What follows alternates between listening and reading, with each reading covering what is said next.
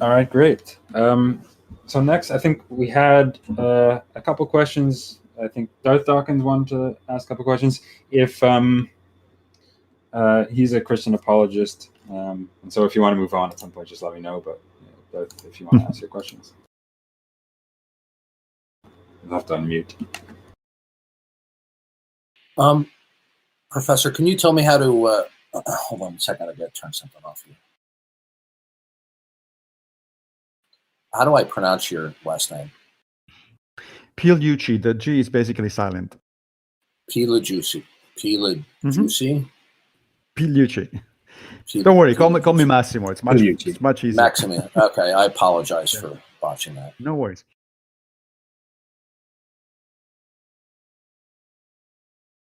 Sorry about that. I had to turn off some software. I understand that you're an atheist. Do you hold to the position that God as ultimate creator does not exist, or do you hold to the lacktheist position? What I mean by atheist, when I use the word atheist, I mean it literally in terms of the original etymology, that is atheists, without a positive belief in God. So an atheist, in my conception at least, is not somebody who says there is no God, because that's an absolute statement. That falls into the 0% belief that I was talking about a minute ago. And I don't think that's a rational statement to make, because it's possible that there is a God out there, depending on how. Are you a naturalist? Yeah, I'm definitely a naturalist. But before we get to naturalism, let me finish that thought. So when I say that I'm an atheist, I mean that I don't have sufficient reasons or evidence to believe in any particular kind of God.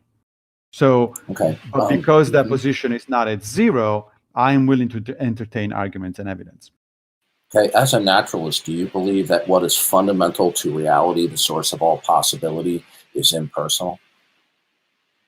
What do you mean by impersonal? Meaning it's not personal.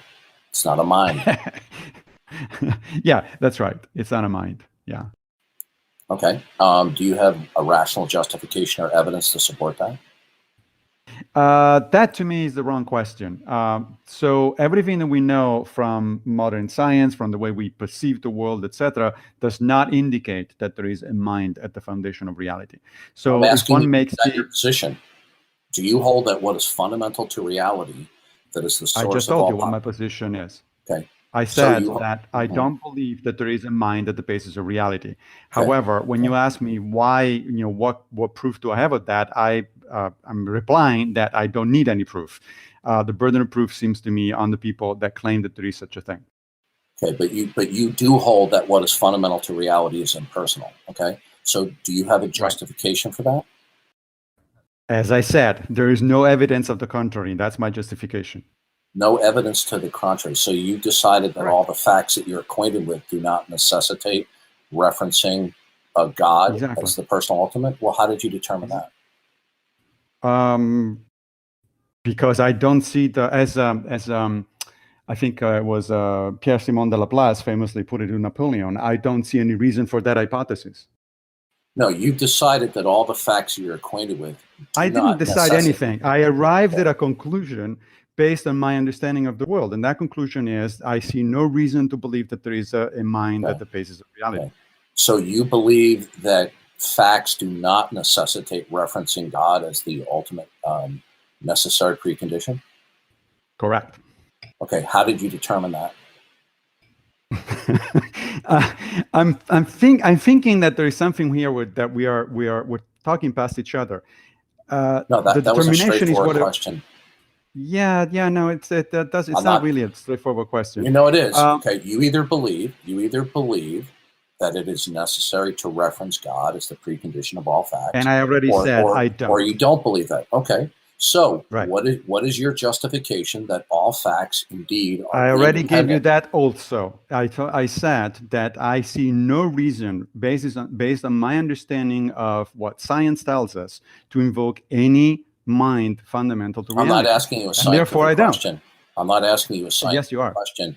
No, actually, I'm asking you a metaphysical question. Okay.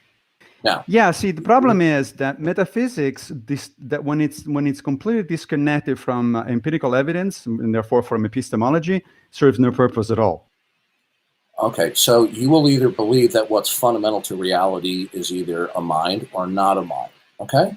Now, if somebody says that they believe what's fundamental to reality is a mind, in order for you to accept that, you would need a justification or evidentiary support. That's your criterion of belief.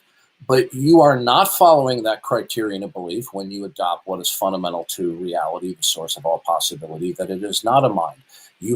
Are you conceding here that you do not have a justification, that what you do positively believe, that what is fundamental to reality is not a mind? I'm not sure we're using the same language here. I told you what the justification is already 3 times. I don't think I need to repeat it a 4th one. Yeah, what you said is you see no reason to believe, but that means that you decided that all facts are independent of God. How do you know that?